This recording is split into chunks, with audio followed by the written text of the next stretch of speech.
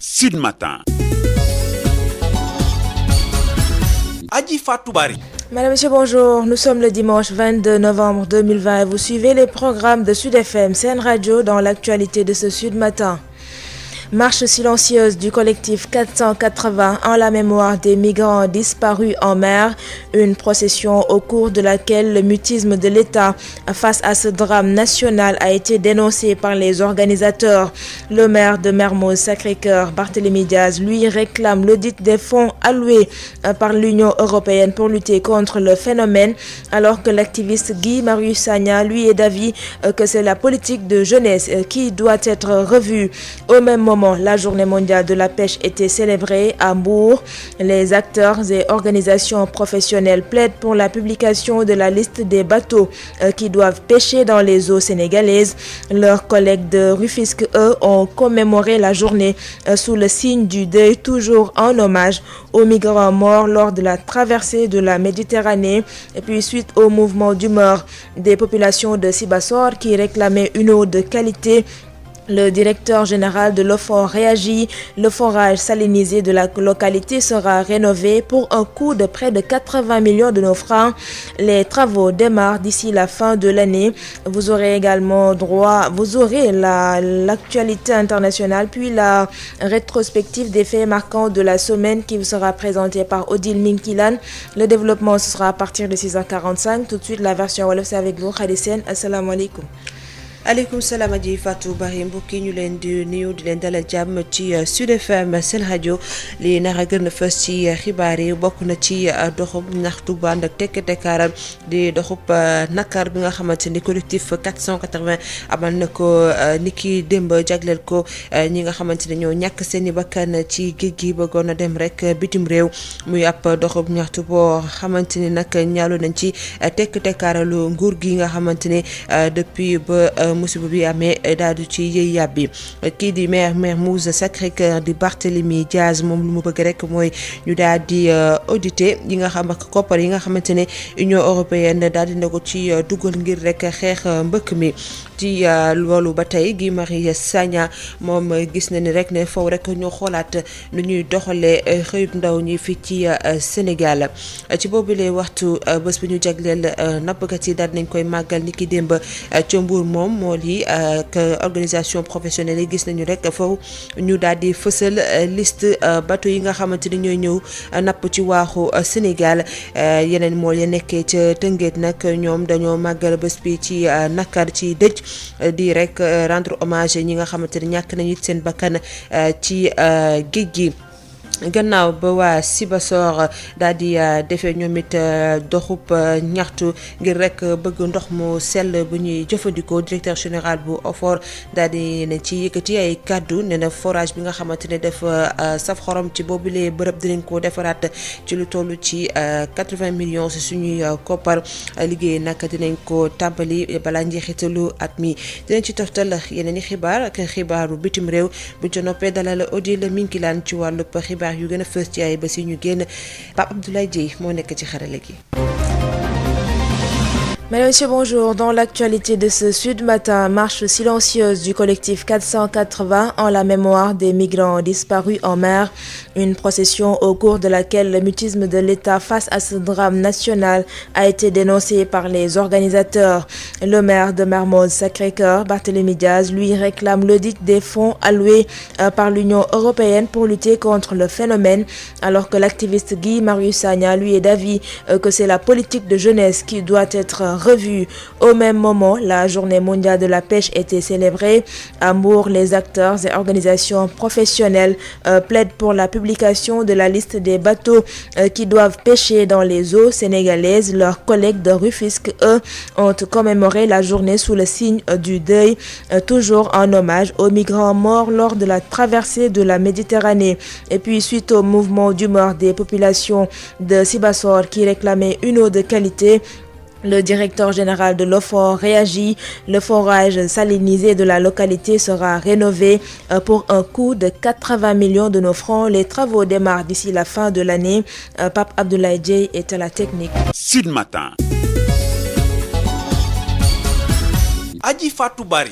Bienvenue à toutes et à tous. À Saint-Louis, les travailleurs de la compagnie sucrière sénégalaise ont marché hier aux côtés des populations de Richard Toll et environ pour protester contre les distributions des droits d'importation de produits alimentaires. Ces travailleurs réclament justice dans cette affaire qui risque de détruire plus de 8000 emplois. Les détails avec Yves Tendeng. Touche pas à mon sucre, non aux importations du sucre, préservons nos emplois, tels sont entre autres les messages qu'on pouvait lire sur les pancartes et banderoles des travailleurs de la CSS, compagnie sucrière sénégalaise, qui ont marché ce samedi pour protester contre la fraude sur les DIPA. Amary Diouf, secrétaire général de la CNTS section CSS, est le porte-parole du jour. Camarades, notre entreprise est à un tournant décisif de l'histoire de son existence par une mévente totale de son produit à l'origine des délivrances frauduleuses de DIPA qui ont créé une saturation du marché en Sud. Les organisations syndicales, toutes confondues, conscientes de la situation de précarité de l'entreprise et des conséquences sur les emplois, ont pris l'initiative d'organiser cette marche. Ces travailleurs, plus que jamais déterminés à mener ce combat jusqu'au bout aux côtés de la population de Richard Toll et environ, réclament aujourd'hui que justice soit faite par rapport à cette fraude sur la distribution des DIPA. Nous exigeons que la justice soit faite pour la délivrance frauduleuse des DIPA. Et j'espère que nous serons écoutés, mais aussi et surtout entendus. Non au DIPA! Non au DIPA! Et le directeur des ressources humaines de la CSS, Louis Lamotte, de poursuivre en mettant en garde l'État sénégalais. Quand un fonctionnaire n'est mu que par l'argent, il est prêt à faire tout pour l'argent, y compris tuer une région où il y a au moins 150 000 personnes. Nous poursuivrons ces faussaires en justice. Si l'État ne le fait pas, nous le ferons. Ils nous ont causé à nous tous un grand préjudice. Cette marche de protestation des travailleurs de la CSS a démarré au niveau du stade municipal pour prendre fin devant l'hôtel de ville sous une forte surveillance policière. Saint-Louis, Yves Tendeng, Sud FM. Retour à Dakar pour parler de cette marche silencieuse organisée par le collectif 480 pour s'incliner devant la mémoire des disparus en mer. Procession dans le silence pour dénoncer la gravité de l'heure, mais aussi alerter et interpeller la nation. Ces manifestants dénoncent également le mutisme de l'État. Babacar Somb. Une marche dans le silence pour montrer la tristesse d'un pays endeuillé qui s'incline devant la mémoire des nombreux disparus en mer. Le collectif 480 s'incline pieusement devant la mémoire de ces nombreux disparus et témoigne toute sa compassion aux familles éplorées, dont plusieurs d'entre elles peineront même à faire leur deuil du fait des conditions dans lesquelles leurs défunts ont quitté ce monde. Procession de la place de l'obélisque au rond-point de la RTS, marquée par des pas de dénonciation pour marteler la gravité de l'heure, d'alerter et d'interpeller toute la nation. C'est des Sénégalais, c'est des jeunes qui sont morts, c'est des enfants qui sont morts. Et quand ils disent 400 personnes, vous pouvez être sûr qu'il y a peut-être 800 ou peut-être même 1000 qui sont morts. Mais pour donner plus d'écho encore à ce que les manifestants appellent le mutisme et la complicité des autorités face à ce drame de l'immigration clandestine qui démontre encore une fois l'échec de l'État. L'État du Sénégal, est le vecteur principal de l'immigration clandestine. Ils n'ont pas pu mot sur la mort de ces 480 personnes. Donc aujourd'hui, on peut dire que nous, le peuple sénégalais, nous faisons ce que le gouvernement aurait dû faire à notre place. Et ceci est la résultante aussi de l'échec de leur politique de l'emploi des jeunes. Des politiques qui vendent à des multinationales les ressources de ce pays. Des politiques qui laissent des voyous fonciers s'accaparer des terres des paysans et des éleveurs. Des politiques qui oppriment les travailleurs, qui permettent que dans ce pays-là, qu'il y ait 1300 bacheliers de 2019 qui ne sont jusqu'à présent pas orientés. Voilà ce qui pousse la jeunesse de ce pays sur les routes de l'immigration irrégulière. Cette procession silencieuse, c'est aussi l'occasion pour le collectif 480 et les citoyens présents de mener la sensibilisation et de dire non, ça suffit. Notre société doit aussi faire son introspection. L'État est appelé à prendre ses responsabilités. C'était donc le compte rendu de Babacar Samb. Et puis Barthélémy Diaz, présent à cette manifestation, dénonce la mauvaise politique de l'État, indexe le président Macky Sall et réclame des comptes quant au montant alloué par l'Union européenne pour lutter contre l'immigration clandestine. Barthélémy Diaz est avec Babacar Samb. Je rappelle que l'Union européenne a tout de même donné presque une quarantaine de milliards de francs CFA au Sénégal pour lutter contre l'immigration clandestine. Est-ce que le président Macky Sall peut nous dire qu'est-ce que son gouvernement a fait de ce montant, premièrement. Deuxièmement, je rappelle que c'est le président Macky Sall qui définit la politique de la nation. C'est lui qui a donné les instructions à son gouvernement pour signer les accords de pêche avec l'Union européenne. Je rappelle qu'ils ont bradé les ressources halieutiques du peuple sénégalais sur les 10 ans à venir pour une somme modique de 8 milliards d'euros. Alors aujourd'hui, qu'est-ce que vous voulez que les pêcheurs sénégalais fassent? Les pêcheurs sénégalais aujourd'hui, les pauvres, ils vont en haute mer, ils ne peuvent pas trouver de poissons. Eh bien, qu'est-ce qu'il leur reste à faire? C'est de convoyer des Sénégalais abusés vers l'Occident. Donc, à qui la faute? C'est le président Macky Sall. Donc, c'est lui aujourd'hui qu'on indexe et on l'interpelle pour qu'il puisse revenir à la raison et que son gouvernement puisse faire des propositions qui sont adéquates. Je rappelle que nous perdons l'équivalent du bateau de Joola tous les mois dans ce pays. Le collectif 480, les 480, ce sont les morts qui sont morts en une semaine. On perd plus de 500 compatriotes sénégalais par semaine. Donc on perd mensuellement l'équivalent du bateau de Joola. Et le gouvernement du Sénégal se tait. S'il se tait, ça veut dire qu'il est complice. Et je répète aujourd'hui, Macky Sall, c'est lui qui doit être sermonné et non ces jeunes qui prennent la mer. Ces jeunes prennent la mer parce qu'ils sont victimes d'un désespoir et d'une détresse sans précédent. Donc c'est la raison pour laquelle nous invitons tous les chefs religieux de ce pays, toutes religions confondues, toutes confréries confondues, à bien vouloir inviter le président Macky Sall à revenir à la raison. Le président Macky Sall n'a pas le droit de vendre les ressources halieutiques du peuple sénégalais pendant 10 ans pour une modique somme de 8 milliards, sans aucun aval de l'Assemblée nationale. Aujourd'hui, qui est responsable de cette situation si ce n'est pas le président Macky Sall? C'est cette situation qui est à l'origine de ces pêcheurs qui convoient ces jeunes en Europe. Vous venez de suivre les propos de Barthélémy Diaz. Et puis le président de la République doit changer la politique qu'il applique au Sénégal, estime l'activiste Guy Marius Sagna, qui dénonce également la pression sociale qui pousse beaucoup de jeunes à risquer leur vie en bravant la mer. Guy Marius Sagna, que nous écoutons au micro de Babacar Samb. Et nous pensons que le président de la République doit changer les politiques qu'il applique au Sénégal.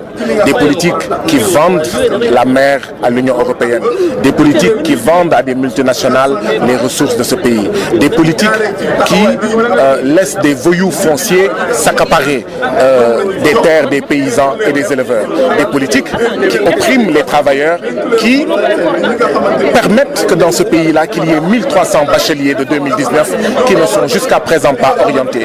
Voilà ce qui pousse la jeunesse de ce pays sur les routes de l'immigration irrégulière. Et que lutter contre l'immigration irrégulière, c'est lutter contre les causes de ce phénomène dramatique et tragique. Mais nous interpellons aussi les familles sénégalaises. Nous interpellons les citoyens sénégalais. Nous interpellons les religieux et les autorités coutumières de ce pays-là. Oui, nous pensons que dans nos familles, il y a énormément de pression exercée sur les citoyens sénégalais.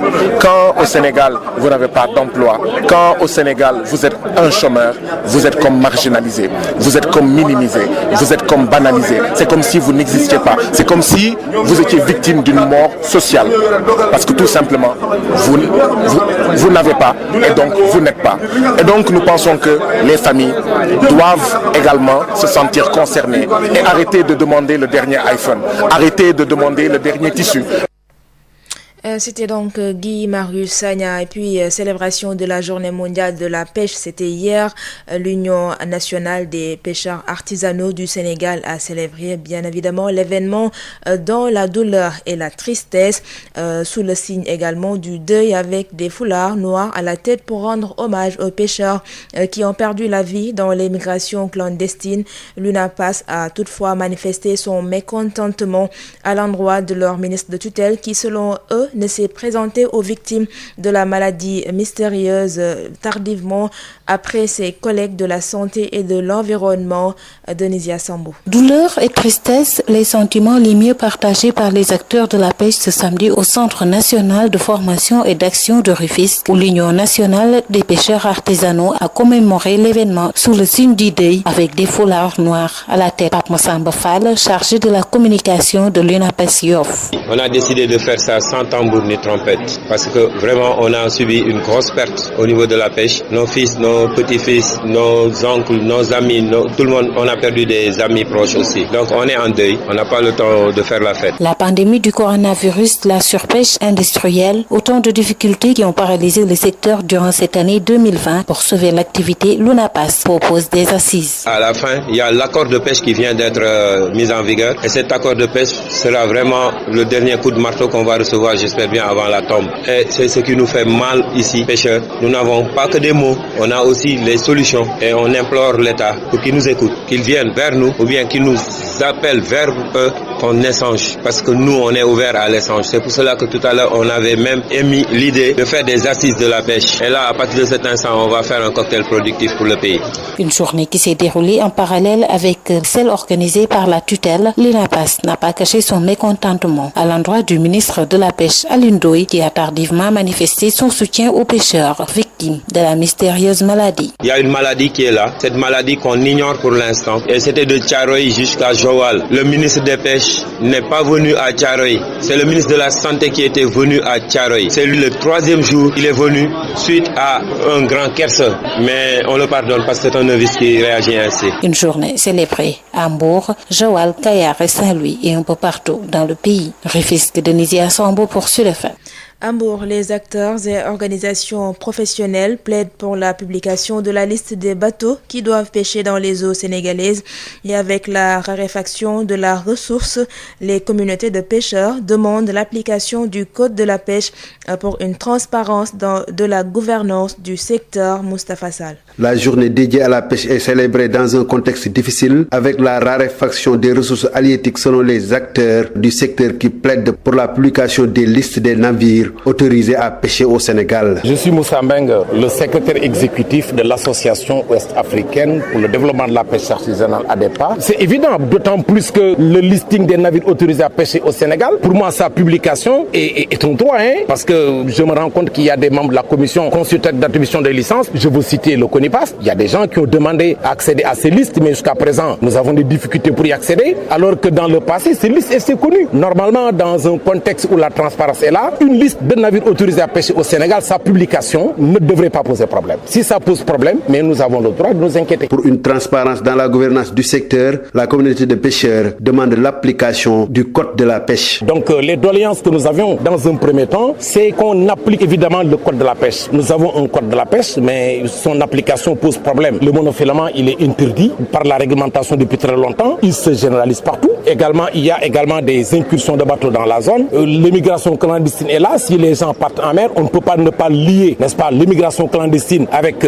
la situation difficile dans laquelle les pêcheurs se trouvent au niveau du Sénégal. Bon, il y a aussi un problème d'ordre, si vous voulez, organisationnel. La demande qui est forte aussi qui a été faite ici, c'est que nous faisons un plaidoyer pour une amélioration de la transparence dans la gouvernance des pêches en général et la gestion des petits pélagiques. Cette journée est célébrée dans la sobriété pour prier à la mémoire des centaines de jeunes pêcheurs péris en mer à cause de l'immigration clandestine. Moustapha Salmbourg pour la radio Sud FM.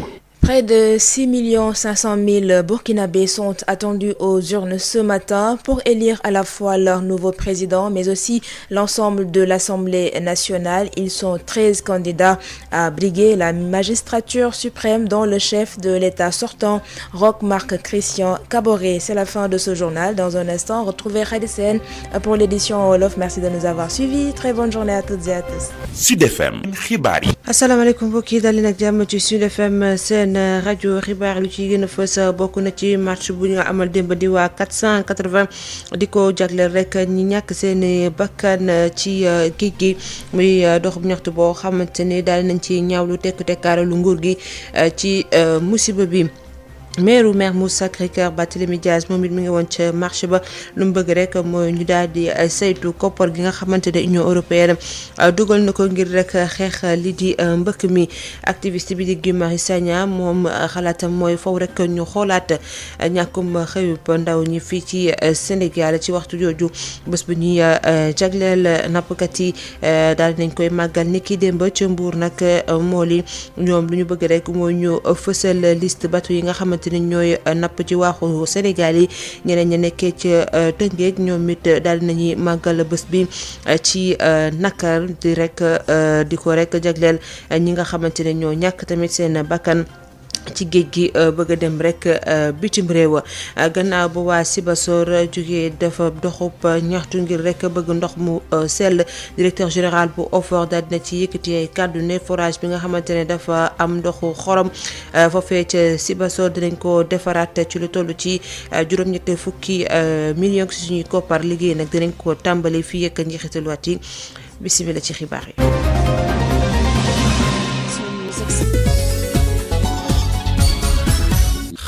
ci kàddu gi Pape Abdoulaye Dieye moo nekk ci xarala gi xibaar yi dañu koy dooree ak liggéeykat yu compagnie sucrière sénégalaise di CSS ca Ndar daal dinañuy amal ab doxub ñaxtu ni ki démb ànd ak askanu Richard Toll ak diwaan yi ko wër ngir rek ñaawlu li nga xamante ne mooy DIPAS lu muy def di droit d'importation de produits alimentaires ndax ñoom bu ñu sukkandikoo ci liggéeykat yi nekkee ci CSS ñoom ñoo tax ñuy rek jéggaane suukar di ko andi fii te jaarul ci yoon ba tax na nag ñoom dañoo bëgg yoon def liggéeyam ndax bu ñu moytuwul juróom-ñetti junni xëy dinañ ko ci ñàkk iftendey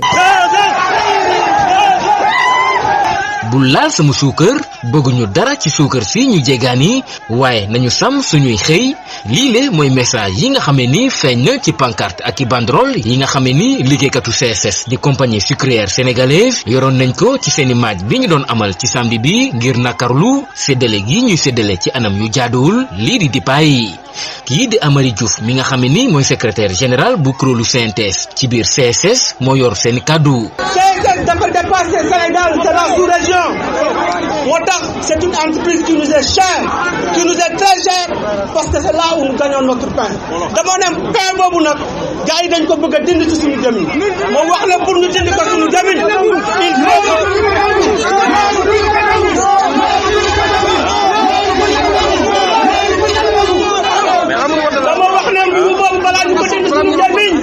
il faut ñu rey ñu. muy ay liggéeykat yu nga xam ne ni xamle nañu ne duñu dellu gannaaw ci xeex bi ñuy xeex te ñu ànd ceeg ñi nga xam ne ni ñooy askan Richard Toll ak i diwaanam ñoom li ñu bëgg a tey jilee moo di rek yoon def liggéeyam ci fraude bi ñu nemmeeku ci séddale dipaay yi. di wax ne liggéey bi nag mi ngi door a commencer ça c'est l'acte 2 du plan d'action. kii di Louis Lamotte mi nga xam ne ni moo jiite ressources humaines ci biir kuréelu CSS moom mu daal di ci yokk di dànkaaf rek nguuru Sénégal. lii xew président de la république santaane wu ko lii xew président def leen nga joxe leen nangam ñu dem joxe leneen li tegu ci nangam boobu nag dañ ko jël jaay ko dugal seen poche. ñetti nit ñeenti nit daaneel région lëmm kooku mënuñu ko nangu ak lu mu ñu jaral. muy match mu nga xamee ni daanaka yi la liggéeykatu CSS ak i askanu Richard Toll door nañ ko ci kanamu stade municipal bi te ñu daal di ko ndar képp ci kanamu hôtel de ville bi ci teewaayu lim bu takku ci ay alkaati ki doon jokkoo ak yéen fii ci Saint-Louis Yves Tendeng Sud FM.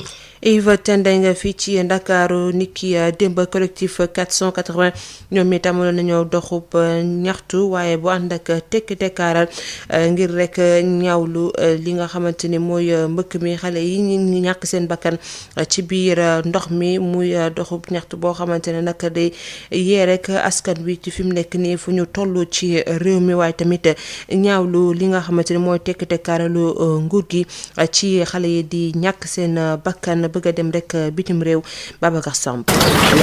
di doxub sëngéem ka nga xamante ni collectif 480 ak ñenn ci askan bi daal di nañ koy amal ca place de l'Obélisque jëm ci rond-point RTS ngir fàttaliku waaye itam na xarlu génn ko àdduna ndaw ñi nga xamante ni daal di nañuy ñàkk seen pop bakken ci géej gi ci Barça wala Barça mu doon jour bu am solo ci taarixu Sénégal. ay jéego itam yuñ daal di teg ngir biral jooyub xol ga nga xamante ne askanu pa Sénégal mu ngi ko dëkkee jamono ji. da ngay gis ay góoru yàlla yoo xam ne ñu ngi nekk ci tali bi ci naaj bu tàng bi di xooslu yéenoo ay bagages yi ci naaj bu tàng bi di daw ci diggante oto yi doxal ci mbedd yi nga xool nit ñi nga xool ni ñuy sonnee xoolal nu ñuy solo xoolal seen dàll yi xoolal nu ñuy xosloo pour am lu ñuy añee te ñun loolu waruñu ko woon dund. nga gis sa waajur feebar nekk hôpital doo am loo koy jëndalee ordonnance lan moo gën a métti loolu. waaye di ñaawlu itam tekk-tekkaaral gi nga xamante ni manifestants yi nee nañ daal nguur gi daal dina koy wane ci jëya ga nga xamante ni mbëkk mile daal dina koy indi fii ci réewum Sénégal te li ni mel deful lu dul wane lajj ga nga xamante ni nguur Sénégal daal dina koy lajj. Nous sommes face à un drame national te kenn dugg ci wax ñu nar a wax nañu wax te wax ji te bañ a raay wax ji. ndax boobu ba tey gisuñu benn responsabilité boobu te état bi jël na ko ngir mën a def benn dëy boo xamante ni honoré mémoire xale yooyu. tey jii suñ politique ci wàllum emploi ci wàllum xëyu ndaw yi loolu yëpp dafa échec. ñu teg ci di xamle nii ñu daal di faatu ci Barça wala Barsaax jamono ji dafa daal di doy ba tax na collectif 480 di sàkku ci nguur gi mu daal di jël ay responsabilités am dakkal bile phénomène nga xamante ni deful lu dul tàbbil ndaw ñi ci géeju lorange. Barthélémy Dias di maire Mermoz Sacré-Cœur ma nga woon ci boobule doxub sëngeem di ñaawlu rek ñàkk ba politique nguur gi tey joxoñ baaraam tuuma président Macky Sall nee na nag faw rek ñu auditer koppar yi nga xamante ne Union européenne dugaloon na ko ngir rek xeex lii di mbëkk mi dañ koy teewlu moom Barthélémy Dias ci micro Babacar Samb. nañu président Macky Sall wax 39 milliards ba ko Union européenne jox pour lutter contre l'immigration clandestine lan la fas yéene def ak xaalis boobu. wala fan la dugal xaalis boobu parce que loolu mooy wax ci. c'est ce qui se passe maa ngi dégg un collectif bu ñuy woowee 480 yooyu mooy lu ñuy ñàkk ci ay doomu aadama semaine bu nekk kon nañu wax ci. et j'invite une certaine presse à être un peu plus responsable wax leen ci waxu immigration clandestine bi te ngeen bàyyi dañu bëgg a nelawal avec des deals et des dealers qui nous intéressent pas parce que nous perdons chaque mois laa wax l'équivalent du bateau le Joola. Les 480 morts ont été enregistrés en une semaine. loolu mooy dëgg bi. nous sommes face à un drame national. te kenn dugg ci wax. ñu nar a wax nañu wax te wax ji te bañ a raay wax ji. bàyyi xale yi ñuy wax xale yi defuñu dara. juddoo ci réew dëkk ci réew màgg ci réew ñu la doo fa tekki kooku neexul. wax ji mooy lan nañu wax avec ce gouvernement te wax leen seen bopp. ils ne peuvent pas justifier la signature d'un contrat immoral. comme ce qu'ils viennent de signer avec l'Union européenne pour 10 ans pour un montant de 8 milliards d'euros.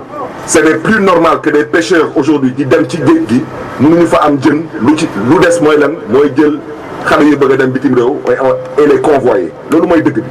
À qui la faute? Qui a vendu la mer? Qui a vendu le poisson? kon wax ji mooy lan mooy ndeyu mbilli bi lu njëkk mooy jaak mooy président Macky Sall. kon képp kuy kilifa diine ñu ngi lay ñaan ci yar ak teggin ci jàmm ak salaam képp kuy kilifa aada képp ku fi yàlla may baat na ngeen wax Macky Sall wax ji mooy lan na bàyyi géej bu muy jaay wax ji mooy lan mooy 39 milliards ba ko tubaab di jox na wax fu mu ko dugal wax ji mooy lan mooy mënuñu nekk ci benn dëkk ñuy wax waxu pétrole waxu gaz il n'y a aucun transfert de technologie dans ce pays et il n'y a aucune usine de transformation dans ce pays et on demande à ces jeunes de rester au Sénégal. Ça, ce discours n'est pas responsable. On reste dans un pays dans lequel on peut vivre. On ne peut pas rester dans un pays dans lequel le seul avenir qu'on a, c'est de mourir la bouche ouverte. njiitu réew mi dafa war a rek soppi doxalin xoolaat nu ñuy joxe ndaw ñi xëy bu ñu sukkandikoo ci Guy Marius Sagna moom mi di ñaawlu tamit pression bu ñuy tekk ci ndaw ñi loolu rek di leen pousser ñu daal di jël gaal gi ba ci ñàkk seen bakkan dañ koy déglu ci micro Babacar Samb. askanu Sénégal bii jël gaal yi dafay topp jën yi nga xam ne moom la ñu manque fii te muy dem Union européenne askan wi nga xam ne mooy jël gaal gi. dafay topp les flux financiers illicites yi nga xam ne ñooy jóge fii Afrique jóge Sénégal di dem dans les comptes en banque suisse askan yi nga xam ne ñooy jël gaal yi dañuy topp l'argent volé par les politiciens de ce pays et de ce continent et qui loge dans les banques suisses, dans les banques françaises, dans les banques états-uniennes askan bi nga xam ne mu ngi jël gaal gi dafay topp en fait wurus bi nga xam ne mu ngi ci Sénégal ñu ne téeméer boo jël juróom-ñeent fukki mu ngi dem bitim réew dafay topp zircon bi nga xam ne ñu ngi koy jëlee fii Sénégal téeméer boo jël 90% yi di dem bitim réew askan bii di jël gaal gi day jël gaal gi pour topp bénéfice yi nga xam ne entreprise yi ak parfois des patrons sénégalais ñu koy def ci ndodd askanu Sénégal ñu koy def ci ndodd liggéeykatu Sénégal bénéfices yooyu la ñuy topp parce que ces bénéfices là sont logés dans des comptes en banque en Italie en Espagne ak feneen waaye itam politiciens sénégalais yi nga xam ne dañuy jël seen genou di ko teg ci loosu askanu Sénégal nooteel googu moo tas yaakaaru askanu Sénégal nooteel googu moo tas yaakaaru ndawu Sénégal moo tas yaakaaru béykatu Sénégal moo tas yaakaaru liggéeykatu Sénégal. La plus grande responsabilité c'est la responsabilité de nos autorités mbokk yi nañu interpeller itam suñuy famille ñuy def pression sur les membres de nos familles dans nos familles lan moo fa am ku fa am xaalis moom la ñuy jox gëdd boo amul xëy boo amul gont kenn du la faale ci sa biir kër ci sa biir njaboot ça également c'est de la pression voilà comment on assassine socialement le peuple sénégalais avant de l'assassiner physiquement dans la mer Méditerranée, dans l'océan Atlantique et dans le désert du Sahara. Donc ñun itam foog ñu xoolaat suñu jikko foog ñu wax itam ak ñenn ci suñu kilifa diine chrétien yi ak ñenn ci suñu kilifa diine musulman yi ak ñenn ci suñu kilifa aada yi ndaxte ñun taalibe yi gis nañ yenn saa yi nu ñuy doxalee ak ñun taalibe bu gën a duuf enveloppe moom la ñuy fulal taalibe boo xam ne amul tous kenn du la faydal ça également c'est des pressions psychologiques yu ñuy def ci kaw askanu Sénégal et donc faut pas s'étonner à ce que les gens veuillent aller en Italie en Espagne nous sommes complices nous sommes tous responsables il faut qu'on ait l'honnêteté de le dire. ñu wax ci wàllub napp gi ni ki démb kuréel gu ëmb nappkat yi ci Sénégal ñu doon màggal bés boobule ci nakar jigéen ak góor di ko màggal ci dëcc ndax ñoom ñi dañoo takkoon ay fulaar yu ñuul seen bopp ngir rek jagleel ko mool yi nga xamante ne ñàkk nañu seen bakkan ci wàllub mbëkk mi ba tax na UNAPAS tamit di ñaawlu jëwriñ gi yor wàllub napp gi lu mu yéex ñëw foofu ci ñoom seet si ñi nga xamante ne ñoo am feebar bi génn temps yi ci mool yi gannaaw ba ministre de la santé ak bu environnement daal di fay ñëwee Denisia Samb.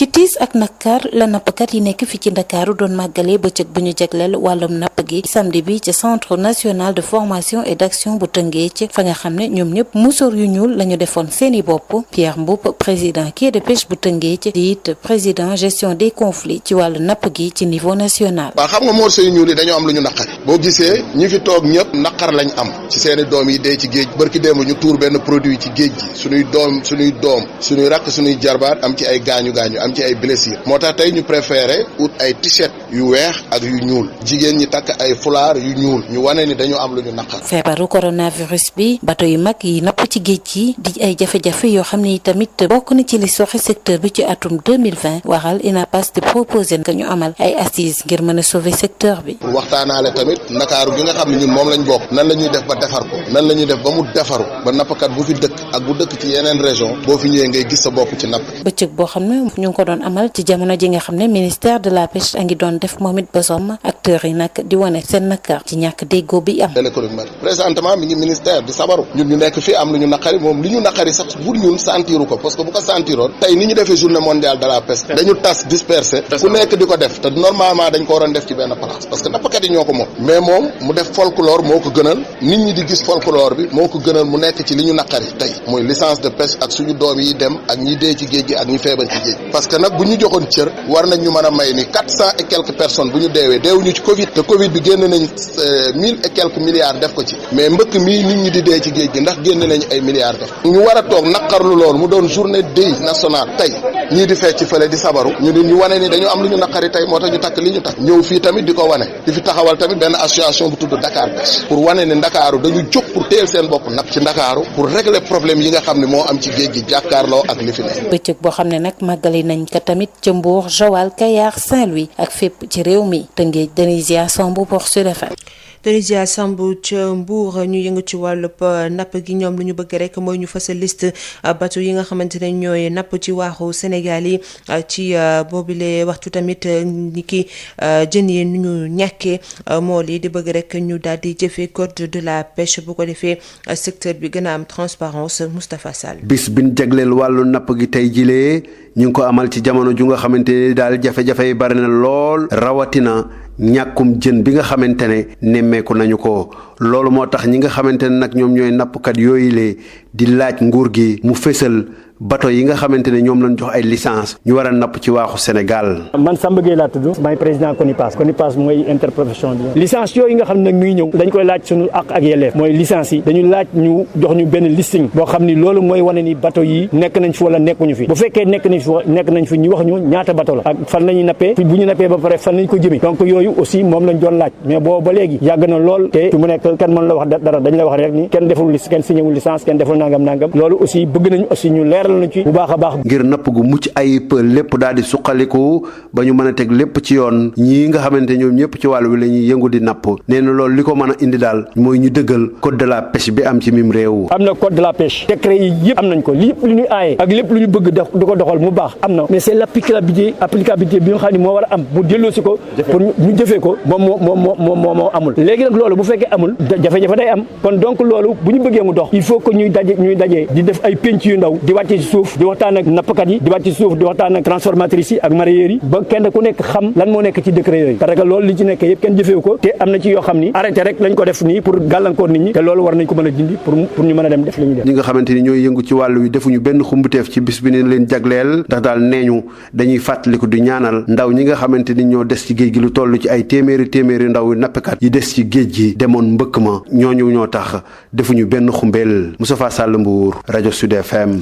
waa Sibassor ñu doon joytu ndox mu sell forage bi nga xamante ne nag dafa am xorom foofee dinañ ko defaraat ci koppar toll na ci juróom-ñetti fukki millions liggéey nag dinañ ko tàmbali balaa njeexitalu weer bi ki ko xamle di directeur général bu OFOR Seyni Ndaw dañ koy teewlu ci micro Mamadou Camara. forage bi am na plus de 40 ans d'âge ouvrage nag bu àggee foofu même bu taxawuloon tey jii sax war nga xalaat fi nekk nii pour renouveler forage bi moom danañ ko renouveler te yàlla def na am nañ financement bi nga xam ne bii moo nekkoon li waroon a mën gën a jafe am nañ ko pour mën a procéder au renouvellement procédure consultation bi ñu ngi ci te yaakaar nañ ne fii à fin d'année danañ mën a dérouler le processus mën a wax les populations ne leen entreprise bi moom mooy ñëw gasi forage état du Sénégal buggul benn moment population yi manqué Sénégal nag tey jii ci wàllu hydraulique rural def na ci ay jéego yu am solo président Macky Sall di ñëw en 2012 boo doon xool limu forage yi ça tournait autour de 1300 1400 mais tey jii ñu ngi ci plus de 2000 forages mu nekk jéego bu am solo tey jii moo tax taux bi atteindre 94 boo demee également en milieu urbain ay jéego yu am solo aussi ñu ngi ko fi def mais teewul toujours mu am ay rëq-rëq c'est parce que doyul ndox moo mel noonu ñaamul faut que ñu continuer di yuuxu ne amuñ pour que ñu mën leen a dégg mais ñooñu dégg nañ leen dalal seen xel ne leen état bi temps fu mu toll ñu chercher donc ay financement te yaakaar nañ ne fii ak 2025 2030 incha allah rabbi tout le Sénégal fépp foo ci dem danañ am ndox boo xoolee ci lim boobu les 2200 et quelques forages parce que situation la boo xam ne bi chaque semaine ñu def ko am na ci 89 forages yoo xam ne ils sont à l'arrêt les 50 et quelques ay problème u panneau pompe la ou bien panneau groupe électrogène ñeneen ñi boo jëlee ay problème ouvrage la comme ni ko Sibassor amee mais loolu état bi aussi toogul à chaque fois ñu ngi jënd ay pompe ak ay groupe di koy jox les populations forages yooyu nga xam ne ils sont à l'arrêt commande bi def nañ ko te bala mu yàgg xëy na fii ak fin du mois ou bien début décembre danañ am pompe ya am groupe yi mën leen ko jox ñeneen ñi nga xam ne yi dañ ko war a forer am na programme boo xam ne bi même déjà commencé na lépp lu nekk ouvrage mu ngi fonctionner te lim bi nga xam ne bi moom moo nekk à l'arrêt par rapport ak liy dox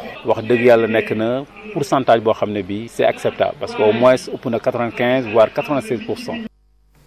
dañuy dem ca Kaolack foofee nag artisan yeeg tailleur yeeg menuisier ak mécanicien yi dañoo mer ba futt ba tax nañu daal di booloo ci ab coopérative bu ñu duppee Saloum Voix mere nañu loolu nguur gi ak seeni ministère ndax ñu ngi xaar boobu ba léegi seen i koppar yu ñu leen diggoon ci fonds force Covid 19 ñu daal di janook taskatu xibaar yi ñoom nag nee nañu seen ministère dañ leen nax ba moytu nag dinañ wàcc ci mbedd mi ngir rek ñu dégg leen dañ ci ànd ak El Hadj Serigne Lom mooy président coopérative régionale Saloum Voie ci micro Mamadou Camara. coopérative régionale Saloum Voie artisan Kaolack yëpp tailleur yi menuisier métallique ak menuisier bois yi ak mécanicien ñooñu waaye dañu bëgg a wax lancer appel bi président de la République direct mu dégg ñu parce que bi mbas mi dikkee ñu ne dafa impacté secteur yëpp dafa laal secteur yëpp ku ne xam ne ne artisan dencul matériel bu muy denc suba pour mën a liggéey suba lim amoon mu néew mu bare mu waroon koo fay location ñi war cee fay courant état du Sénégal génne 30 milliards pour dimbalee leen ñooñu am fitu lekk lañ yoroon ñu ak seen njaboot ci biir mbas mi boobu ba léegi gisuñu dara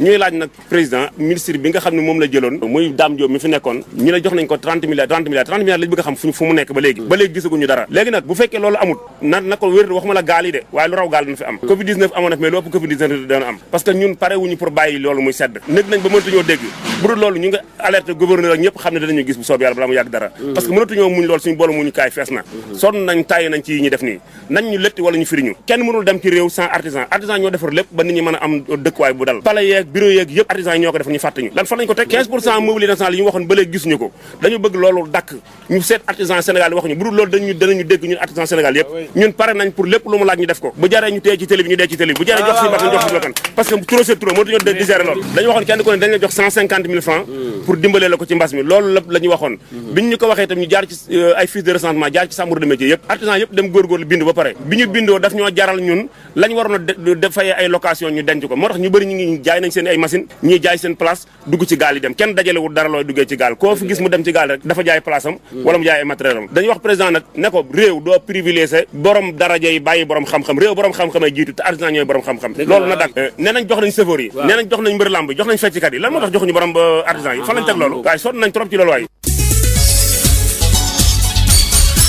xibaaru bitim réew ca Burkina Faso tey ji la seen élection présidentielle ñu nar a fal ab président bu bees waaye tamit ñu leen di teewal ca pencum ndaw réew ñu ngi toll nag ci 7 million ak xaaj ñoo xamante ne war nañoo voté tey candidat yi nag bëgg rek jël bopp réew mi ñu ngi toll ci fukk ak ñetti candidat bokk na ci ki fi nekkoon président di Roch-Marc Christian Kaboré fi mu nekk nii nag bureau ya tijji nañu depuis 6 heures du matin ba nit ñi commencé nañoo voté mbokk yi fi la ñu yem ak yéen ci xibaar yi sant leen gërëm leen ci teewlu beeg ànd ak rajo Sud FM sant it Pape Abdoulaye Dieye mi nekkoon ci xarale gi nis tuuti Adji Fatou Bari dina fi teewaat ngir ñaareelu pàccum xibaar yi.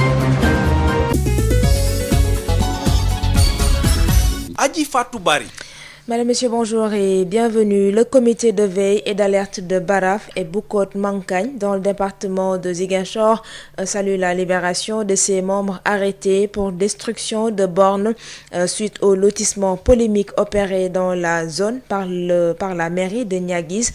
Face à la presse, ce comité a saisi l'occasion. Occasion a été saisie par les détenus par les ex-détenus pour déplorer le mutisme des autorités au moment où ils dénonçaient ce lotissement. Ben Michel Kanfoudi. Le comité de veille et d'alerte de Baraf et Boucotte-Mankagne se réjouit de la libération de Benoît Diatta, Henri Ndeki, Abdou Djemé et Idrissa Sané incarcérés pour avoir déterré des bornes sur un lotissement polémique opéré par la mairie de Niaguis.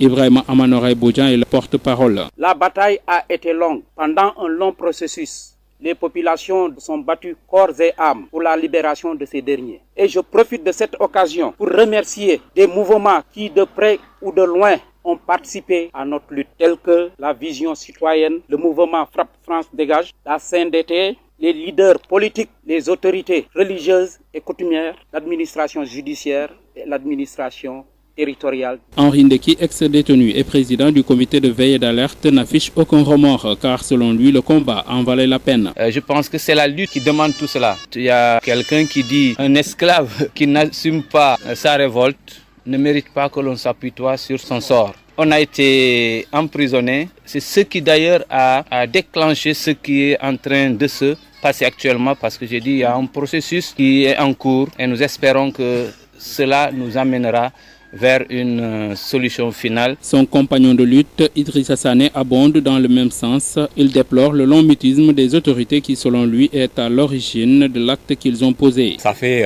3 ans qu'on est en train de lutter avec cet lotissement qui a été fait par la mairie de Niaguis. Et que pendant ces 3 ans-là, on a lutté pacifiquement. Il y avait une plainte qu'on avait déposée, et c'est mon frère là qui l'avait déposée, et il n'y avait rien.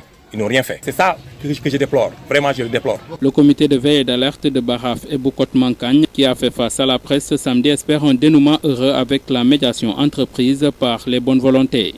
Ben Michel Kanfoudi, Ziguinchor, sur FM. Après le mouvement d'humeur des populations de Sibassor, c'était la semaine dernière, le directeur général de l'Office des forages ruraux rassure, le forage salinisé de Sibassor sera rénové pour un coût évalué entre 70 et 80 millions de nos francs. Les travaux vont démarrer d'ici la fin de l'année. Seyni Ndao, directeur général de l'OFOR, est au micro de Mamadou Kamara. Le ministère a mobilisé des camions citernes et des bâches pour approvisionner les populations en attendant que des solutions pérennes soient prises. Un financement est trouvé et le forage dont l'âge avoisine maintenant 40 ans, sinon plus, sera renouvelé dans les meilleurs délais. Le coût du financement, on ne le connaît pas présentement, mais pour renouveler un forage, ça dépend du débit, ça dépend de la profondeur et des études géophysiques qui seront faites très prochainement. Et c'est à l'issue de l'appel d'offres qu'on saura le montant exact pour réaliser le forage. Mais dans tous les cas, on peut dire que c'est un ouvrage qui va coûter peut-être plus de 70 millions, voire 80 millions de francs CFA. Mais aujourd'hui, l'État du Sénégal a mobilisé ses financements. C'est très délicat si on manque de l'eau. Et l'État du Sénégal est très conscient de cela, raison pour laquelle d'ailleurs, nous venons en appui à ces populations chaque fois qu'un problème se pose. S'il s'agit de remplacer une pompe, ou bien un groupe électrogène, ou bien s'il s'agit de renouveler un forage. Depuis 2012 à maintenant, l'État du Sénégal a fait un effort extrêmement important en matière de réalisation de forages en milieu rural. En 2012, nous étions à 1300 forages. Aujourd'hui, nous sommes à plus de 2200 forages. Ce n'est pas encore suffisant. Nous avons en perspective des programmes qui, à terme, devraient faire en sorte que le taux aujourd'hui, qui est de 94%, puisse aller à 100% le plus rapidement possible d'ici 2025 à 2030, la date d'échéance fixée par les Nations Unies pour les ODD. D'ici la fin de l'année, on pourra annoncer à ces populations l'entreprise qui va réaliser les travaux. Les travaux ne vont pas tellement durer. Dans 1 mois, 2 mois, les travaux devraient pouvoir achever. Sur les 2200 forages dispose le Sénégal, il y a 89 forages qui sont à l'arrêt. 50 et quelques forages, c'est des problèmes de pompe, problèmes de groupe électrogène et le reste, ce sont des ouvrages de captage. Là également, nous avons un programme qui va procéder au remplacement de ces pompes et de ces groupes. La commande est déjà lancée. Pour les forages également qui connaissent ces problèmes comme Sibassor, il existe également un programme que nous sommes en train de dérouler. C'était Seyni Ndao, directeur général de l'Office des forages ruraux, qui était donc parti à Sibassor. L'Union nationale des pêcheurs artisanaux du Sénégal, UNAPAS, a célébré hier la journée mondiale de la pêche dans la douleur et la tristesse. Ces acteurs de la pêche artisanale ont rendu hommage aux pêcheurs qui ont perdu la vie en tentant de rallier l'Europe par la Méditerranée. L'UNAPAS a toutefois manifesté son mécontentement à l'endroit du ministre de la Pêche qui, selon eux, ne s'est présenté aux victimes de la maladie mystérieuse que tardivement après ses collègues de la santé et de l'environnement. Denisia Sambou. Douleur et tristesse, les sentiments les mieux partagés par les acteurs de la pêche ce samedi au Centre national de formation et d'action de Rufisque, où l'Union nationale des pêcheurs artisanaux a commémoré l'événement sous le signe du deuil avec des foulards noirs. À la tête, Pape Massamba Fall, chargé de la communication de l'UNAPAS Yoff. On a décidé de faire ça sans tambour ni trompette parce que vraiment on a subi une grosse perte au niveau de la pêche. Nos fils, nos petits-fils, nos oncles, nos amis, tout le monde, on a perdu des amis proches aussi. Donc on est en deuil, on n'a pas le temps de faire la fête. La pandémie du coronavirus, la surpêche industrielle, autant de difficultés qui ont paralysé le secteur durant cette année 2020. Pour sauver l'activité, l'UNAPAS propose des assises. À la fin, il y a l'accord de pêche qui vient d'être mis en vigueur et cet accord de pêche sera vraiment le dernier coup de marteau qu'on va recevoir, j'espère bien, avant la tombe. Et c'est ce qui nous fait mal ici, pêcheurs. Nous n'avons pas que des mots, on a aussi les solutions et on implore l'État pour qu'il nous écoute, qu'il vienne vers nous ou bien qu'il nous appelle vers eux qu'on échange, parce que nous, on est ouvert à l'échange. C'est pour cela que tout à l'heure, on avait même émis l'idée de faire des assises de la pêche. Et là, à partir de cet instant, on va faire un cocktail productif pour le pays. Une journée qui s'est déroulée en parallèle avec celle organisée par la tutelle. L'INAPAS n'a pas caché son mécontentement à l'endroit du ministre de la Pêche, Alioune Ndoye, qui a tardivement manifesté son soutien aux pêcheurs victimes de la mystérieuse maladie. Il y a une maladie qui est là, cette maladie qu'on ignore pour l'instant, et c'était de Thiaroye jusqu'à Joal. Le ministre des Pêches n'est pas venu à Thiaroye, c'est le ministre de la Santé qui était venu à Thiaroye. C'est lui le 3e jour, il est venu suite à un grand kerse, mais on le pardonne parce que c'est un novice qui réagit ainsi. Une journée célébrée à Mbour, Joal, Kayar et Saint-Louis et un peu partout dans le pays. Rufisque de Nizia Sambo pour Sud FM. Denisia Sombe, justement, à Hambourg, les acteurs et organisations professionnelles plaident pour la publication de la liste des bateaux qui doivent pêcher dans les eaux sénégalaises. Et avec la raréfaction de la ressource, ils demandent l'application du code de la pêche pour une transparence de la gouvernance du secteur. Moustapha Sall. La journée dédiée à la pêche est célébrée dans un contexte difficile avec la raréfaction des ressources halieutiques selon les acteurs du secteur qui plaident pour la publication des listes des navires autorisés à pêcher au Sénégal. Je suis Moussa Mbeng, le secrétaire exécutif de l'association ouest-africaine pour le développement de la pêche artisanale ADEPA. C'est évident, d'autant plus que le listing des navires autorisés à pêcher au Sénégal, pour moi sa publication est un droit, parce que je me rends compte qu'il y a des membres de la commission consultative d'attribution des licences, je veux citer le CONIPAS, il y a des gens qui ont demandé à accéder à ces listes, mais jusqu'à présent nous avons des difficultés pour y accéder, alors que dans le passé ces listes étaient connues. Normalement, dans un contexte où la transparence est là, une liste de navires autorisés à pêcher au Sénégal, sa publication ne devrait pas poser problème. Si ça pose problème, mais nous avons le droit de nous inquiéter. Pour une transparence dans la gouvernance du secteur, la communauté de pêcheurs demande l'application du code de la pêche. Donc les doléances que nous avions dans un premier temps, c'est qu'on applique évidemment le code de la pêche. Nous avons un code de la pêche, mais son application pose problème. Le monofilament, il est interdit par la réglementation depuis très longtemps. Il se généralise partout. Également, il y a également des incursions de bateaux dans la zone. L'immigration clandestine est là. Si les gens partent en mer, on ne peut pas ne pas lier, n'est-ce pas, l'immigration clandestine avec la situation difficile dans laquelle les pêcheurs se trouvent au niveau du Sénégal. Bon, il y a aussi un problème d'ordre, si vous voulez, organisationnel. La demande qui est forte aussi qui a été faite ici, c'est que nous faisons un plaidoyer pour une amélioration de la transparence dans la gouvernance des pêches en général et la gestion du petit pélagique. Cette journée est célébrée dans la sobriété pour prier à la mémoire des centaines de jeunes pêcheurs péris en mer à cause de l'immigration clandestine. Moustapha Salmbourg pour la radio Sud FM. Reparlons du phénomène de l'immigration clandestine avec cette marche silencieuse organisée par le collectif 480 pour s'incliner devant la mémoire des disparus. Procession dans le silence pour dénoncer la gravité de l'heure, mais aussi alerter et interpeller la nation, mais aussi pour dénoncer ce que les manifestants appellent le mutisme et la complicité de l'État face à ce drame national. Babacar Samb. Une marche dans le silence pour montrer la tristesse d'un pays endeuillé qui s'incline devant la mémoire des nombreux disparus en mer. Le collectif 480 s'incline pieusement devant la mémoire de ces nombreux disparus et témoigne toute sa compassion aux familles éplorées, dont plusieurs d'entre elles peineront même à faire leur deuil du fait des conditions dans lesquelles leurs défunts ont quitté ce monde.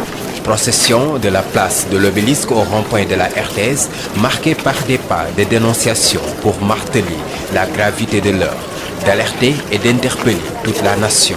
C'est des Sénégalais, c'est des jeunes qui sont morts, c'est des enfants qui sont morts.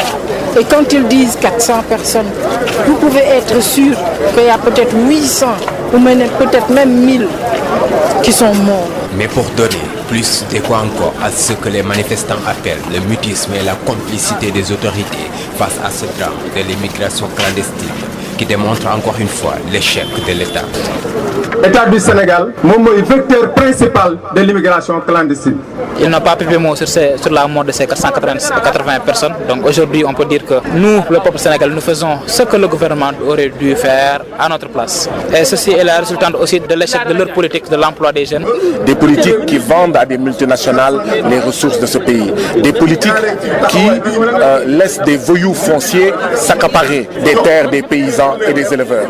Des politiques qui oppriment les travailleurs, qui permettent que dans ce pays-là, qu'il y ait 1300 bacheliers de 2019 qui ne sont jusqu'à présent pas orientés. Voilà ce qui pousse la jeunesse de ce pays sur les routes de l'immigration irrégulière. Cette procession silencieuse, c'est aussi l'occasion pour le collectif 480 et les citoyens présents de mener la sensibilisation et de dire non, ça suffit. Notre société doit aussi faire son introspection. L'État est appelé à prendre ses responsabilités. Babacar Samb, Barthélémy Diaz, lui, était également présent à cette manifestation et il a dénoncé la mauvaise politique de l'État, indexé le président Macky Sall et réclamé des comptes quant au montant alloué par l'Union européenne pour lutter contre l'immigration clandestine. Barthélémy Diaz est avec Babacar Samb. Je rappelle que l'Union européenne a tout de même donné presque une quarantaine de milliards de francs CFA au Sénégal pour lutter contre l'immigration clandestine. Est-ce que le président Macky Sall peut nous dire qu'est-ce que son gouvernement a fait de ce montant, premièrement? Deuxièmement, je rappelle que c'est le président Macky Sall qui définit la politique de la nation. C'est lui qui a donné les instructions à son gouvernement pour signer les accords de pêche avec l'Union européenne.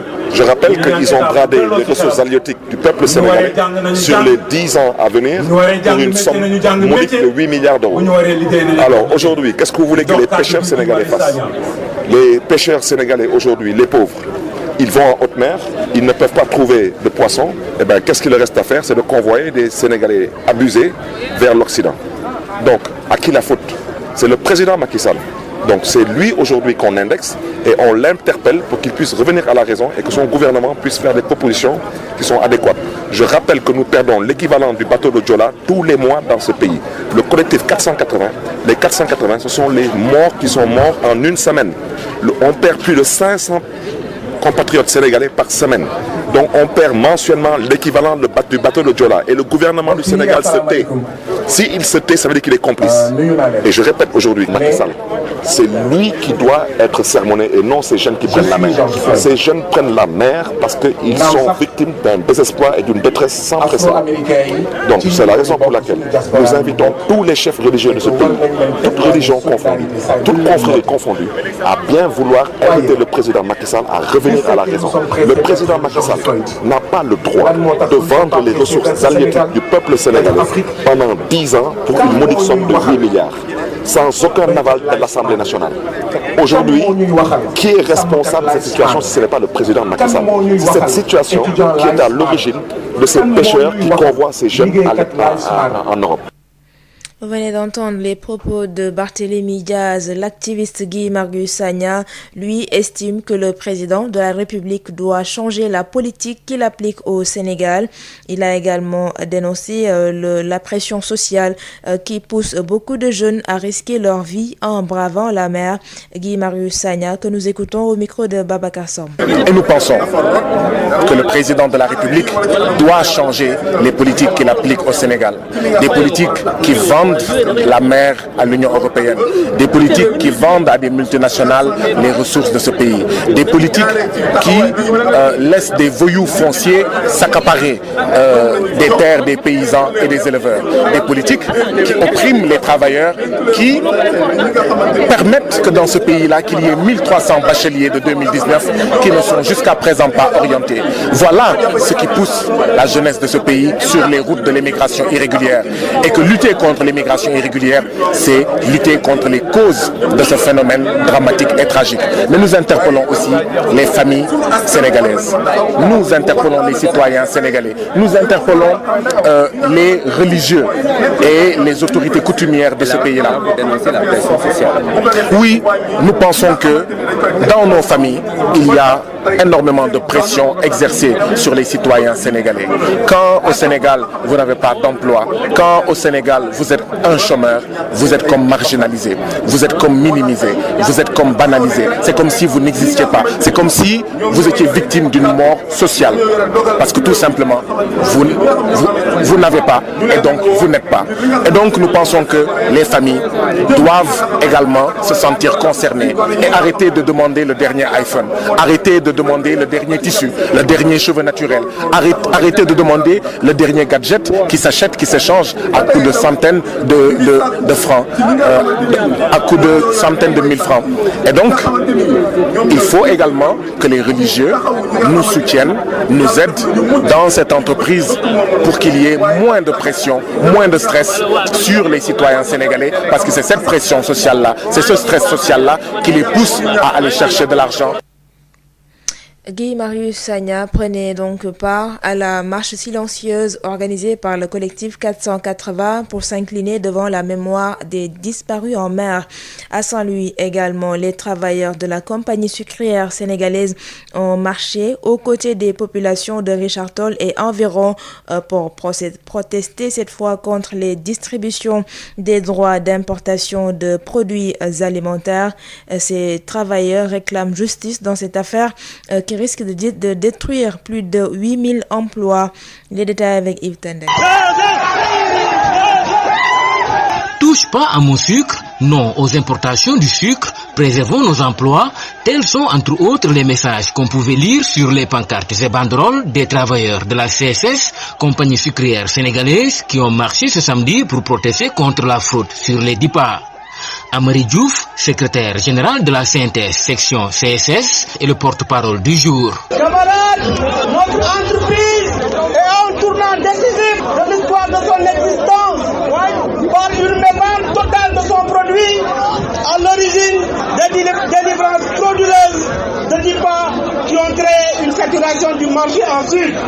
Les organisations syndicales, toutes confondues, conscientes de la situation de précarité de l'entreprise et des conséquences sur les emplois, ont pris l'initiative d'organiser cette marche. Ces travailleurs, plus que jamais déterminés à mener ce combat jusqu'au bout aux côtés de la population de Richard Toll et environ, réclament aujourd'hui que justice soit faite par rapport à cette fraude sur la distribution des DIPA. Nous exigeons que la justice soit faite pour la délivrance frauduleuse des DIPA. Et j'espère que nous serons écoutés, mais aussi et surtout entendus. Non au DIPA! Non au DIPA! Et le directeur des ressources humaines de la CSS, Louis Lamotte, de poursuivre en mettant en garde l'État sénégalais. Quand un fonctionnaire n'est mû que par l'argent, il est prêt à faire tout pour l'argent, y compris tuer une région où il y a au moins 150 000 personnes. Nous poursuivrons ces faussaires en justice. Si l'État ne le fait pas, nous le ferons. Ils nous ont causé à nous tous un grand préjudice. Cette marche de protestation des travailleurs de la CSS a démarré au niveau du stade municipal pour prendre fin devant l'hôtel de ville sous une forte surveillance policière. Saint-Louis, Yves Tendeng, Sud FM. À 7h, passé de 50 minutes, place à la rétrospective des faits marquants de la semaine avec Odile Minkilan.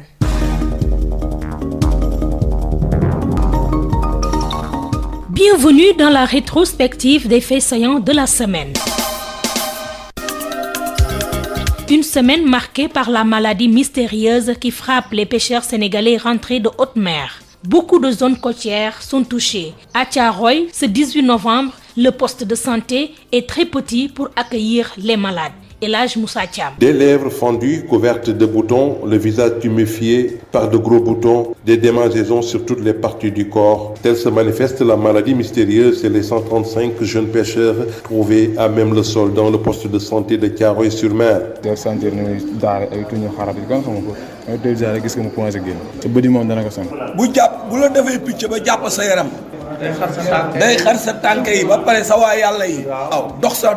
Chacun y va de son commentaire sur l'origine de la contamination qui reste inconnue. Une équipe du ministère de la Pêche dépêchée pour enquêter les jeunes afin de détecter l'origine de la pollution qui a occasionné la contamination.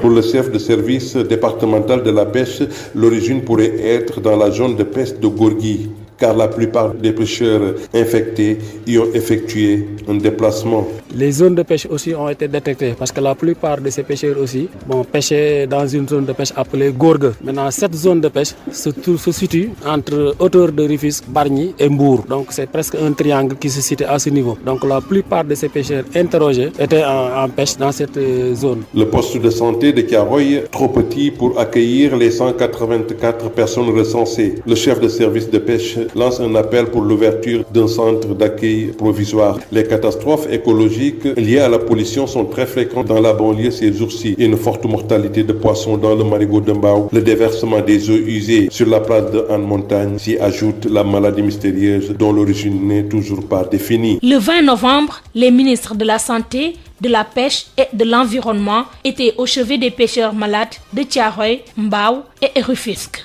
Dans la nuit du 16 au 17 novembre, le marché Ocas de Touba a pris feu. Des dégâts matériels importants sont enregistrés. 13 centres commerciaux au total sont touchés. Une enveloppe financière de soutien du chef de l'État a été remise aux sinistrés ce 20 novembre par le ministre de l'Intérieur Antoine Félix Abdoulaye Diome.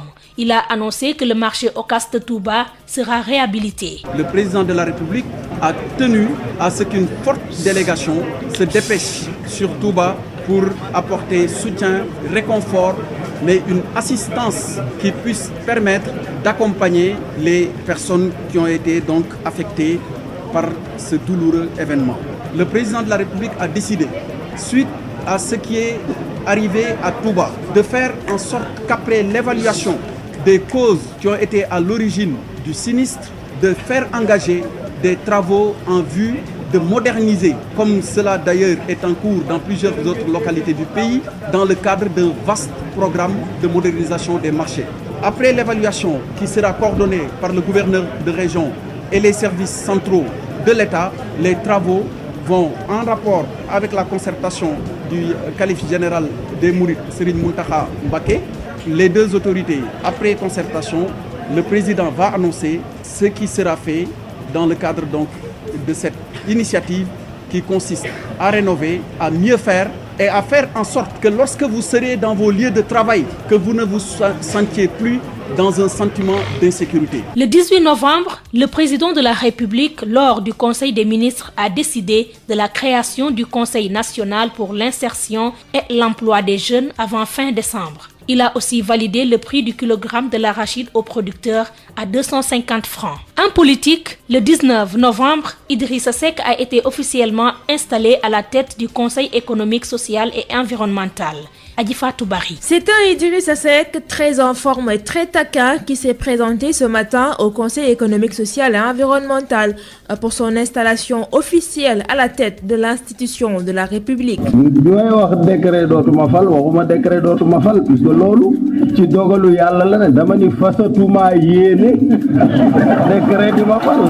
Le tout nouveau président du CSE compte continuer sur la même lancée que ses prédécesseurs, dont la sortante Aminata Touré. De feu maître Léon Boissier-Palan à Madame Aminata Touré, en passant par d'autres illustres figures, je voudrais dire à tous ses prédécesseurs que c'est sur les fondations de leur legs que j'entends continuer à mener avec l'ensemble des conseillers et membres du personnel ma mission. Concernant les supposés licenciements abusifs au sein du CSE, Idrissa Seck donne sa version et rétablit les faits.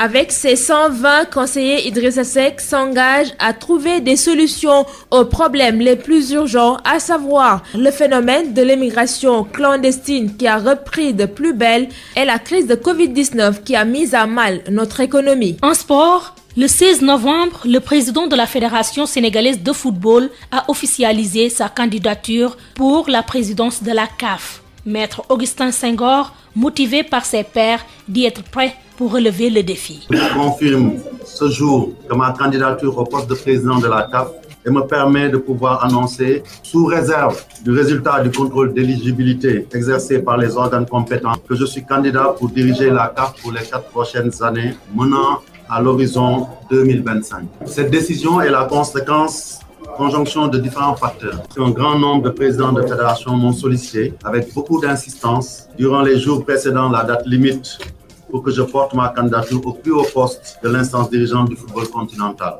Je dois dire aussi que je n'ai pas été insensible à cette marque de considération et de confiance de mes pairs africains. Il est également bon de rappeler qu'avant cela, il est souvent arrivé que des acteurs du football africain me suggèrent d'envisager et de me préparer à une telle candidature. Le contexte actuel au sein de l'institution aidant, les sollicitations se sont multipliées et sont devenues plus pressantes au fur et à mesure que le terme du délai de dépôt des candidatures se rapprochait. C'est tout pour la rétrospective des faits saillants de la semaine. Rendez-vous la semaine prochaine.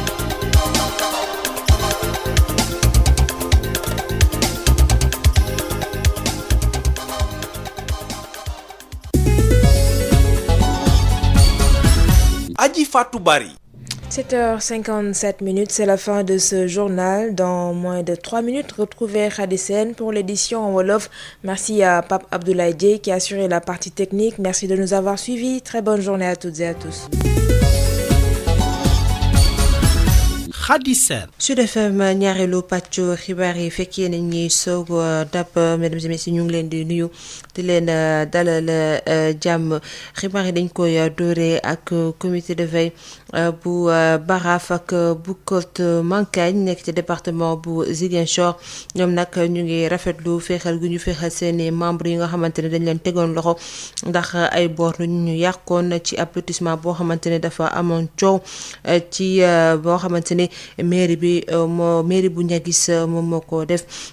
comité boobu nag ni ki démb la doon janoo ko taskatu xibaar yi Ben Michel Kanfouti. comité de veille bi nga xam ni mu ngi daan xeex lotissement bu ñu def ca Baraf ak Boucotte-Mankagne ci commune bu Niaguis daal dinay rafetlu bu baax a baax libération ñi nga xamante ni ñoom la ñu jàppoon te ñu sulli woon ay bor yi nga xamante ni moom la mairie Niaguis defoon na Ibrahima Amanoray Badji moom moo yore seen kaddu. tey ñun kontaan nañu parce que c'est des pères de famille ñoom ñëpp ku nekk mi ngi yor jaboot bàyyi nañu seen jaboot ñëw tëddi ñu ngi remercier tamit autorité remerciement vision citoyenne bi nga xam ne depuis le début du combat là ils nous ont accompagnés le mouvement Frappe France dégage ñi nga xam ne ñëw nañu bokk ak ñun ñu marche ci les leaders politiques autorités religieuses yi ñi nga xam ne dugal nañ ci seen loxo en particulier le roi d'Oussouye et les autorités coutumières. Henri Ndeki mi jiite comité de veille boobu te bokkoon ci ñi nga xam ni ñoom la jàpp nag rëccuwul benn yoon combat bi nga xamante ni moom la daan def ndaxte moom nee na li ni mel war garoom la. regret man personnellement je ne suis pas rancunier te dama ne lu war a bokk lu bokk ci xeex la képp kuy xeex am na ay conséquences am na ay affaires yoo xamante ne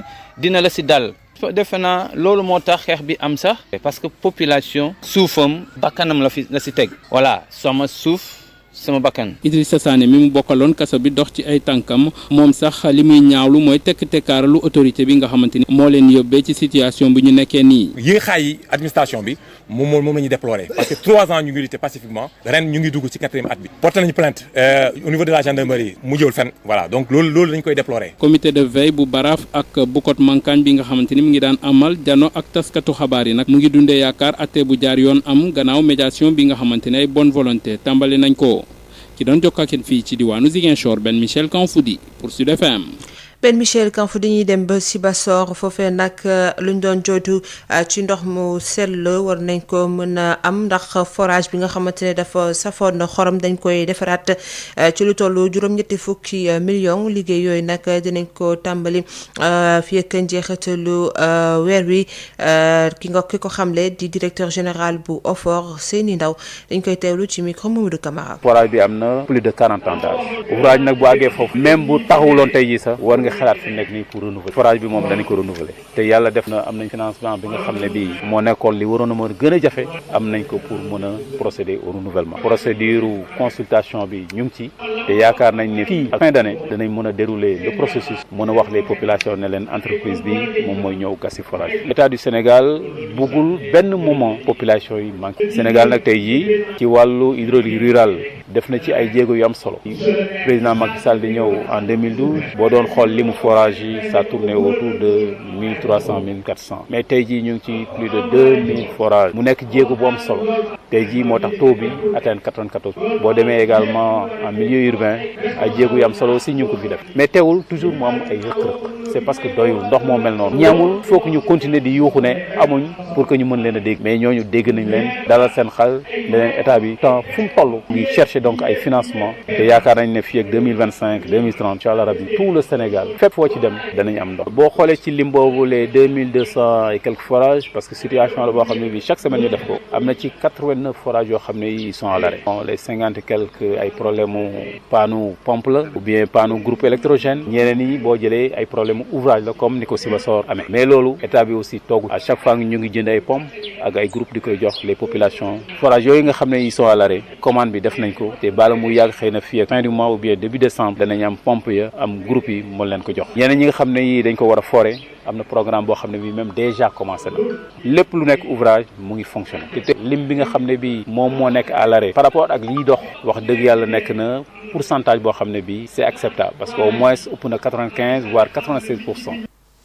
ñi kiy démb lañ doon màggal bés ba ñu jagleel napp gi ñi di waa UNAPAS Tëngéej ñu ko doon màggal ci tiis ak nakar ndax seen mbokk mool yi nga xamante ne ñàkk nañu seen bakkan ci wàllub mbëkk mi UNAPAS nag daal di ñaawlu tamit li nga xamante ne ministre de la pêche yéex na fa ñëw ngir rek seet si ñi feebar ñi am feebar bu bees boobu dal mool yi dañ koy teewlu Denisia Samb. ci tiis ak nakar la nappkat yi nekk fi ci Ndakaaru doon màggalee bëccëg bu ñu jagleel wàllum napp gi samedi bi ci centre national de formation et d'action bu Tëngéej fa nga xam ne ñoom ñëpp musóor yu ñuul la ñu defoon seeni bopp Pierre Mboup président quai de pêche bu Tëngéej di it président gestion des conflits ci wàllu napp gi ci niveau national. waaw xam nga morceau yu ñuul yi dañoo am lu ñu naqari boo gisee ñi fi toog ñëpp naqar lañ am ci seeni doom yi dee ci géej barki démb ñu tuur benn produit ci géej gi suñuy doom suñuy rakk suñuy jarbaat am ci ay gaañu am ci ay blessures moo tax tey ñu préféré ut ay t-shirt yu weex ak yu ñuul jigéen ñi takk ay fulaar yu ñuul ñu wane ni dañoo am lu ñu naqar. feebaru coronavirus bi bato yu mag yi napp ci géej gi di ay jafe-jafe yoo xam ne tamit bokk na ci li soxi secteur bi ci atum 2020 waral UNAPAS te proposé que ñu amal ay assises ngir mën a sauver secteur bi. pour waxtaanaale tamit Ndakaaru gi nga xam ne ñun moom lañ bokk nan la ñuy def ba defar ko nan la ñuy def ba mu defaru ba nappkat bu fi dëkk ak bu dëkk ci yeneen région boo fi ñëwee ngay gis sa bopp ci napp. bëccëg boo xam ne ñu ngi ko doon amal ci jamono ji nga xam ne ministère de la pêche a ngi doon def moom it bosom acteurs yi nag di wane seen nakar ci ñàkk déggoo bi am. présentement mi ngi ministère di sabaru ñun ñu nekk fii am lu ñu naqari moom li ñu naqari sax pour ñun sentiru ko parce que bu ko sentiroon tey ni ñu defee journée mondiale de la pêche dañu tas dispersé ku nekk di ko def te normalement dañ ko waroon def ci benn place parce que nappkat yi ñoo ko moom mais moom mu def folklore moo ko gënal nit ñi di gis folklore bi moo ko gënal mu nekk ci li ñu naqari tey muy licence de pêche ak suñu doom yi dem ak ñi dee ci géej gi ak ñi feebar ci géej parce que nag bu ñu joxoon cër war nañ ñu mën a may ni 400 et quelques personnes bu ñu deewuñu ci Covid te Covid bi génn nañ 1000 et quelques milliards def ko ci mais mbëkk mii nit ñi di dee ci géej gi ndax génn nañ ay milliards def ñu war a toog naqarlu loolu mu doon journée deuil nationale tey ñii di fecc fële di sabaru ñu wane ni dañu am lu ñu naqari tey moo tax ñu takk li ñu takk ñëw fii tamit di ko wane di fi taxawal tamit benn association bu tudd Dakar Pêche pour wane ne Ndakaaru dañu jóg pour téyel seen bopp nag ci Ndakaaru pour régler problème yi nga xam ne moo am ci géej gi jàkkaarloo ak li fi ne. bëccëg boo xam ne nag màggali nañ ko tamit ca Mbour Joal Kayar Saint-Louis ak fépp ci réew mi Tëngéej Denisia Samb pour Sud FM. Denisia Samb ca Mbour ñoom nappkat yi lu ñu bëgg rek mooy ñu fësal liste bateau yi nga xamante ne ñoo war a rek napp ci waaxu Sénégal yi ci loole tamit nga xamante ne ñàkkum jën bi mi ngi gën di tar ñuy laaj ñu daal di jëfee code de la pêche bu ko defee secteur bi gën a mën a am transparence Moustapha Sall. bis bi ñu jagleel wàllu napp gi tey jilee ñu ngi ko amal ci jamono ju nga xamante ne daal jafe-jafe yi bari na lool rawatina ñàkkum jën bi nga xamante ne nemmeeku nañu ko loolu moo tax ñi nga xamante ne nag ñoom ñooy nappkat yooyu lee di laaj nguur gi mu fésal bateau yi nga xamante ne ñoom lañ jox ay licence ñu war a napp ci waaxu Sénégal. man Samba Gueye laa tudd maay président CONIPAS mooy interprofession bi licence yooyu nga xam ne nag mi ngi ñëw dañ koy laaj suñu àq ak yelleef mooy licence yi dañu laaj ñu jox ñu benn listing boo xam ni loolu mooy wane ni bateau yi nekk nañ fi wala nekkuñu fi bu fekkee nekk nañ fi ñu wax ñu ñaata bateau la ak fan lañuy nappee bu ñu nappee ba pare fan lañ ko jëmee donc yooyu aussi moom lañ doon laaj mais boobu ba léegi yàgg na lool te fi mu nekk kenn mën la wax dara dañ la wax rek ni kenn deful kenn signéwul licence kenn deful nangam loolu aussi bëgg nañu aussi ñu leeral na ci bu baax a baax. ngir napp gu mucc ayib lépp daal di suqaliku ba ñu mën a teg lépp ci yoon ñii nga xamante ñoom ñëpp ci wàll wi la ñuy yëngu di napp nee na loolu li ko mën a indi daal mooy ñu dëggal code de la pêche bi am ci mim réew. am na code de la pêche décret yi yëpp am nañ ko lépp lu ñuy aaye ak lépp lu ñu bëgg di ko doxal mu baax am na mais c'est l'applicabilité bi nga xam ne moo war a am mu delloosi ko pour ñu jëfee ko moo amul léegi nag loolu bu fekkee amul jafe-jafe day am kon donc loolu bu ñu bëggee mu dox il faut que ñuy daje di def ay penc yu ndaw di wàcce ci suuf di waxtaan ak nappkat yi di wàcce ci suuf di waxtaan ak transformatrices yi ak mareyeurs yi ba kenn ku nekk xam lan moo nekk ci décret yooyu parce que loolu li ci nekk yëpp kenn jëfewu ko te am na ci yoo xam ni arrêté rek lañ ko def nii pour gàllankoor nit ñi te loolu war nañ ko mën a dindi pour ñu mën a dem def li ñuy def. ñi nga xamante ni ñooy yëngu ci wàllu wi defuñu benn xumbuteef ci bis bi ne leen jagleel ndax daal neeñu dañuy fàttaliku di ñaanal ndaw ñi nga xamante ni ñoo des ci géej gi lu toll ci ay téeméeri ndaw yu nappkat yi des ci géej gi demoon mbëkk ma ñooñu ñoo tax defuñu benn xumbeel. Moustapha Sall Mbour rajo Sud FM. Moustapha Sall ñoo ñee des ci géej gi moo tax ba collectif 480 di ki dem ba amal ab doxub sëngéem ngir rek daal di leen di rendre hommage muy ab doxub sëngéem boo xamante ne nag dañuy ñaawlu tekk-tekkaaralu nguur gi. Babacar Samb. di doxub sëngéem ka nga xamante ni collectif 480 ak ñenn ci askan bi daal di nañ koy amal ca place de l'Obélisque jëm ci rond-point RTS ngir fàttaliku waaye itam naxarlu génn ko àdduna ndaw ñi nga xamante ni daal di nañuy ñàkk seen ab bakkan ci géej gi ci Barça wala Barça. mu doon jour bu am solo ci taarixu Sénégal. di ay jéego itam yuñ daal di teg ngir biral jooy xol ga nga xamante ne askanu pa Sénégal mu ngi ko dëkkee jamono ji. da ngay gis ay góoru yàlla yoo xam ne ñu ngi nekk ci tali bi ci naaj bu tàng bi di xooslu yéenoo ay bagages ci naaj bu tàng bi di daw ci diggante oto yi doxal ci mbedd yi nga xool nit ñi nga xool ni ñuy sonnee xoolal ni ñuy solo xoolal seen dàll yi xoolal ni ñuy xosloo pour am lu ñuy añee te ñun loolu waruñu ko woon dund.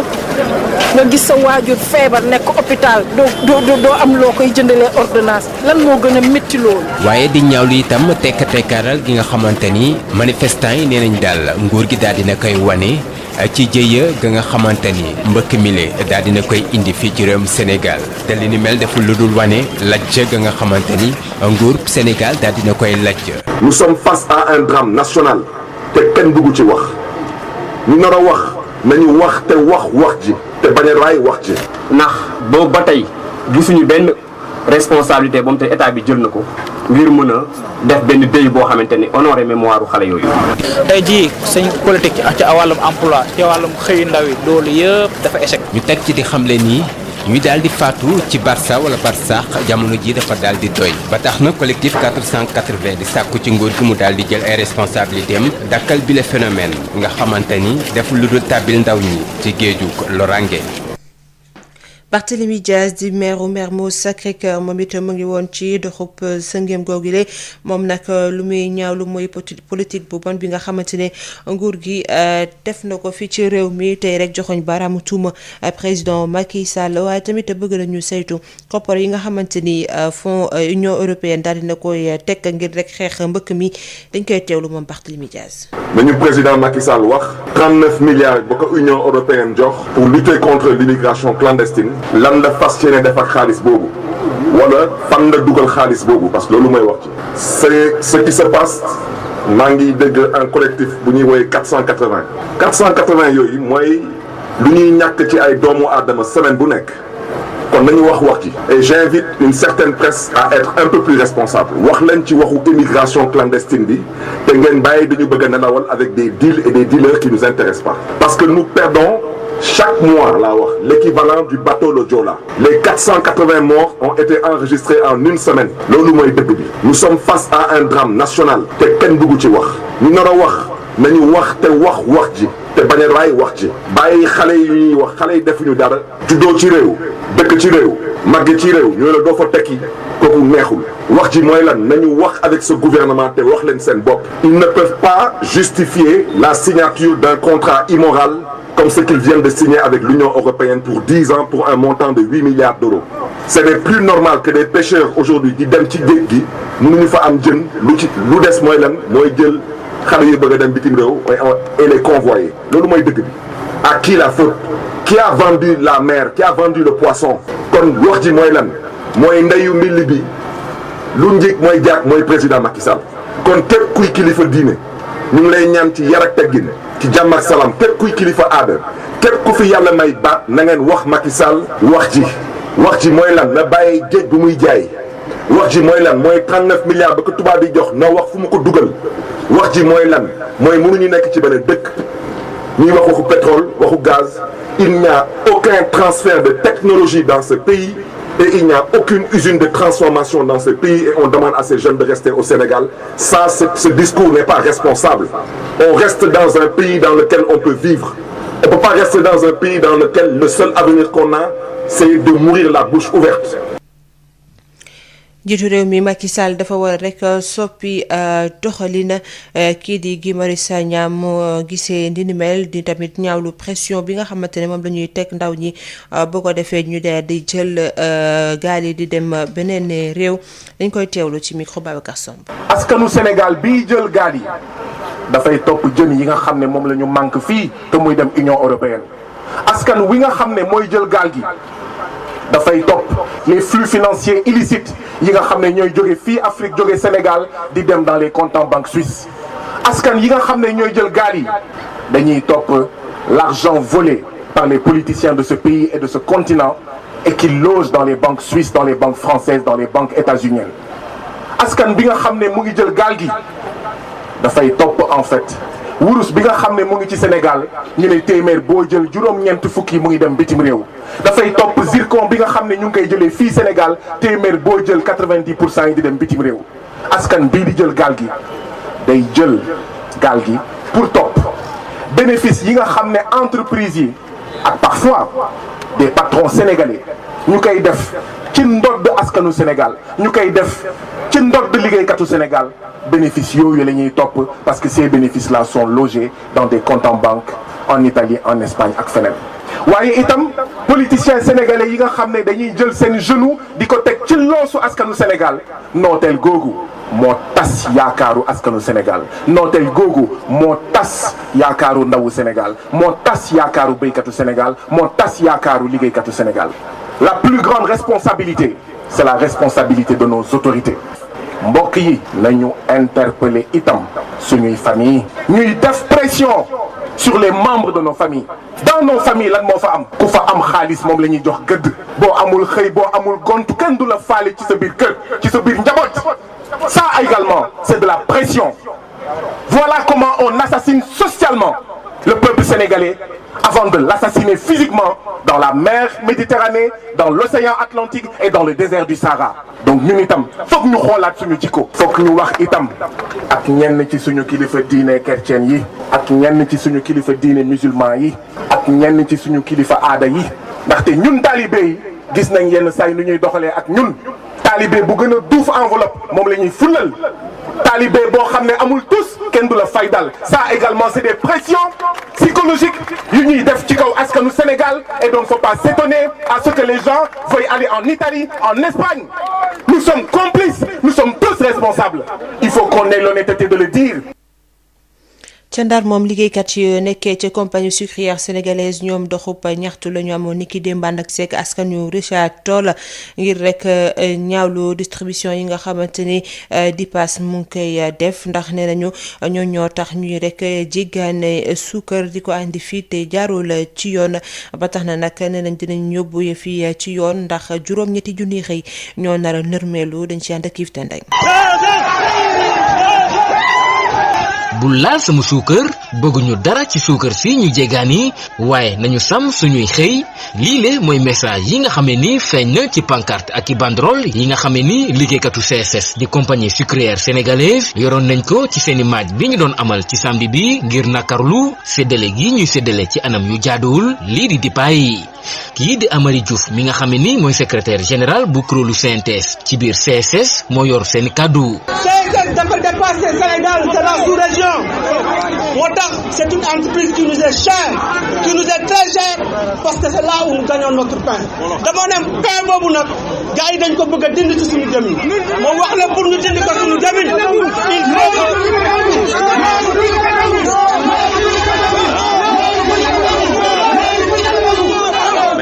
dama wax ne mburu boobu balaa ñu ko dindi suñu jëmin il faut ñu rey ñu. muy ay liggéeykat yu nga xam ne ni xamle nañu ne duñu dellu gannaaw ci xeex bi ñuy xeex te ñu ànd ceeg ñi nga xam ne ni ñooy askanu Richard Toll ak i douanom ñoom li ñu bëgg a tey jilee moo di rek yoon def liggéeyam ci fraude bi ñu nemmeeku ci séddale dipa yi. di wax ne liggéey bi nag mi ngi door a commencé ça c'est l'acte 2 du plan d'action.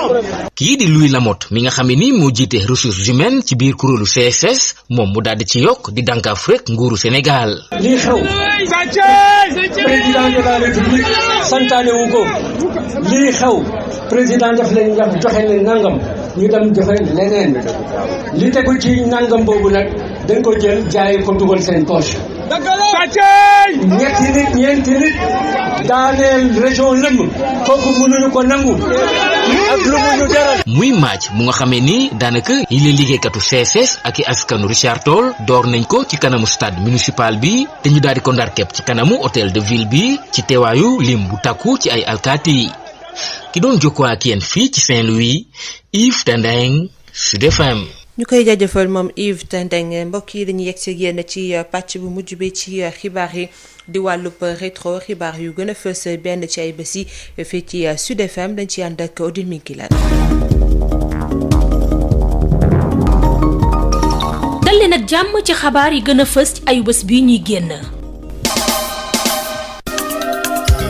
ayu bés bii nag xabaar bi gën a des ci boppu nit ñi mooy feebar bi nga xamante ne dal na nappkatu réew mi yi tëmboon géej dellu si indaale ko mu doon feebar boo xamante ne nag laal na tefes yu bëri ca Caaroy fukki fan ak juróom-ñett ci weeru novembre poste de santé ba tuuti woon na lool ngir dalal ñi nga xamante ne ñoo amee bile wopp El Hadj Moussa Thiam. ay tuñu xar léeg-léeg sax ay góom daal di koy wër léeg-léeg nag li nga xam ni moo di xar kanam gi daal di soppeeku lool ndax ay picc yu bari yaram wi nag di xasan lool loolee bokk na ci li nga xam ni moo di mandarga daal yu tukkee ci feebar bu doy waar bi nga xam ni nemmeeku nañ ko ci ñuy napp tukkee ko ci géej gi te jamono jii ñu xayma leen ci téeméer ak fanweer ak juróom yoo xam ni daanaka ñoo ngi ci poste de santé bu Caaroy foofee sax lañ leen fekk ñu daal di tëdd nag di xaar daal ñu toppatoo leen.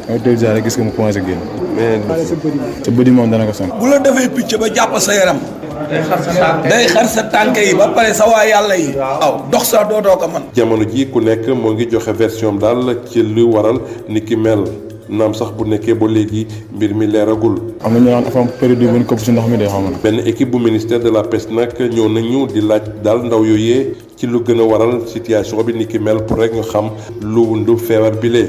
yéen a def analyse bu ndox mi. ba pare ngeen tëmbal boo yi si géej gi ngeen vérifié. xaaral rek duñu gaaw a appliqué mën na am ci kaw la jógee. si kàddu yu tukkee chef service départemental bu bees di ba mbay moomee jàpp na ni mbir mi mu ngi war a tukkee ci bërëb bi ñu naan góor ga foofee nag daanaka nappkat yi taamu nañ ko te daanaka ñu bëri ñi nga xam ne dañoo amee feebar bi fa lañ jógee. le moment nag li causé phénomène boobu moo xamaguñ ko mais xam nañu zone de pêche bi nga xamante ni foofu la ñuy doon nappe ji waaw zone de pêche bi nag pour la plupart mi ngi tudd góor ga benn zone de pêche la boo xamante ni mi ngi nekk entre Mbour Rufisque ak Bargny ko foofu la ñu soupçonné daal foofu la affaire bi jógee léegi nag ñu ngi xaar peut-être résultat. poste de santé bu Caaroy nag tuuti loolu la pour daloo li toll ni téeméer ak juróom-ñett fukk ak ñeent yi nga xam ne daanaka recensé nañ leen chef de service bi di sàkku daal ci autorités yi ñu ubbi benn centre d'accueil pour daloo leen jamono ji nag catastrophe écologique yi nag tukkee ci pollution yi xaw naa tar lool ci banlieue bi jamono ji ñu ngi nemmeeku ay jën yu bëri yu dee ci marigot bu mbaaw rax ci dolli nag ndox mu bon bi nga xam ni nag moom la ñuy sotti ci en montagne. ñaar fukki fan ci weeru novembre jëwriñ ñi ñu dénk wàllum wér-gu-yaram napp bi ak environnement ñoom demoon nañu seeti ji nappkat yi nga xamante ne dañoo amee bile feebar ca Caaroy Mbaaw ak Tëngéej ci guddi fukki fan ak juróom benn jàpp fukki fan ak juróom ñaar ci weeru novembre marché Ocass bu Touba dafa lakk bi nag métti woon na lool ndax laal na fukk ak ñetti centres commerciaux ab enveloppe def xaalis nag ñaar fukki fan ci weeru novembre njiitu réew mi Macky Sall daal dina ko jox ñi nga xamante ne ñoom ñoo lorule ci boobule lakk ki nga xamante ne nag moom mooy jëwriñ di ñu dénk biir réew mi di Antoine Félix Abdoulaye Diome moo yóbbu bile enveloppe ca Touba foofee sax mu xamle ni marché Ocass dinañ ko defaraat ba mu yànj. ndigal li mooy dinañ ñëw xool li nga xamante ni yëpp war nañ ko seetaat war ko defaraat ba nga xamante ni décision bi mu jël ngir defaraat marché bi bu ci noppee dinañ gis beneen marché moom ci économie lieu d'échange commerciaux la te vecteur de dynamisme économique la looloo tax a jóg marché loolu nag mënta sotti mukk te lépp ci wàllu sécurité matewul wàllu sécurité boobu moom président leeral na dina ci taxaw bu baax li nga xamante ni tamit moom laa ciy dolli mooy xam na ni mbir mi metti na te ku daan xëy di liggéey di ci ut dépense di yóbbu sa kër boo dee toog nga ba mënatoo ko loolu dina indi tuuti sooxe ci sa doxalinu kër mu am ndàmp boo xamante ni nag tàmbali la rek waaye dama koy wax maire bi ak délégué bi mu jox leen ko massawu leen ci 50 millions la ngeen xool pour ay dépenses ndaxte ku mënta dem koo xamante ni mënatoo dem sa bërëbu liggéeyukaay dina xaw a metti ngir loo jël yóbbu sa kër. ci fukki fan ak juróom-ñett ci weeru novembre njiitu réew mi Macky Sall ci ba muy amal conseil des ministres daal dina jël dogal taxawal lii di conseil national pour l'insertion et l'emploi des jeunes balaa njeexteelu weeru décembre bi ñu dëgmal moom sax daal dina valider njëgu kilogramme gerte bi ci juróom fukki dërëm.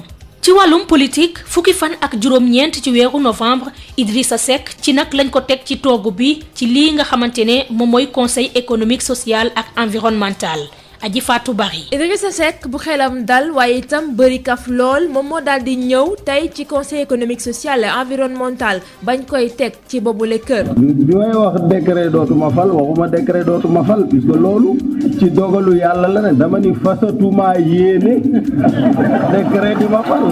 mu jàpp ne nag liggéey bi dafay wëy waral ba sax mu ne dafay topp ci tànk ñi ko jiitu woon rawatina Aminata Touré mi mu wuutu ci boobule place ci lu jëm ci coow li jóg ne dafa daal di dàq ñoo xam ne dañ fa doon liggéeyee ci tegu ko fenn Idrissa Seck di wax mbir mi ni mu demee. passation de service amul ma waroon a jot këyit gu ma wax lan laa fi fekk ci compte yi lan laa fi fekk ci meuble yi ak li ses am lépp lan la ci ko yoroon waroon ko bind ci ay këyit signé ko wax date bi mu ko signé paraphé ko loolu fekkuma ko fi bi ma ko fi fekkul itam wax naa ko ki ma ko war a wax fuyewuma gestion ma sàmm taluma loolu. ci njàppandalu téeméer ak ñaar fukki membres yi nga xam te ne ñooy ay conseillers yi bokk ci bile kër Idrissa Seck fas yéene taxaw nag ngir ut ay solution ci jafe-jafe yi gën a jàmp rawatina wàllu mbëkk mi waaye itam mbas mi di coronavirus mi nga xamante ne daal dina laal bu baax a baax ak koomu réew mi. ci wàllum tàggat yaram fukki fan ak juróom-benn ci weeru novembre njiital fédération sénégalaise bu football maître Augustin Senghor daal dina dëggal ni dafa bëgg a jiite CAF. donc tey damay wax rek sénégalais yi d'abord mais monde entier surtout le monde africain que damay taxawal sama candidature bu xëccoo li nga xam ne mooy maanaam poste njiitu CAF. suñu candidature déposé nañ ko officiellement ñu ngi ci tey candidats yi nga xam ne juróom yi nga xam ne tànn nañ leen pour ñu war a mën taxaw. mais may fàttali rek ne comme li ma wax am na contrôle d'éligibilité bu loolu mëtee nag dina fekk ñun ñu liggéey ak suñu équipe de campagne ci biir sama comité exécutif ci biir sama naataango président yi ñu ci bare oo nañ ma ñu envoyé nañ ma message pour mu ne ma Augustin mbir mi dafa jot il faut nga dem parce que fi ñu toll ci CAF baax na ku mel ni yow am nga xarañte waree nga ko am nga expérience parce que yàgg nga ci mbir mi am nga ay responsabilité yu bare yoo xam ne mu ngi ci CAF mu ngi FIFA donc moo tax ñu jox la bu ñuy déposer dossier bi nag mëtali nañu li nga xam ne CAF moom la laaj mooy sa dëkk sa fédération déposer sa candidature loolu comité exécutif bi toog fii tey defal ñu ko ñaare il faut nga ci biir loolu nga am yeneen ñaari dëkk yoo xam ne ñoo lay taxawu ci loolu wax ne soutenir nañu ndogal bi nga xam ne sa comité exécutif jël nañ ko donc loolu tam mëtal nañ ko mais ci ginnaaw ñooñu li mu xëj na fukk ak juróomi fédération tey jàppane naa ne ñu am nañu yéene jàppale sama candidat. li moo gënoon a fës ci xabaar ci ayubés bi ñuy génn ñu leen di jox daje ayubés bi ñu dëgmal.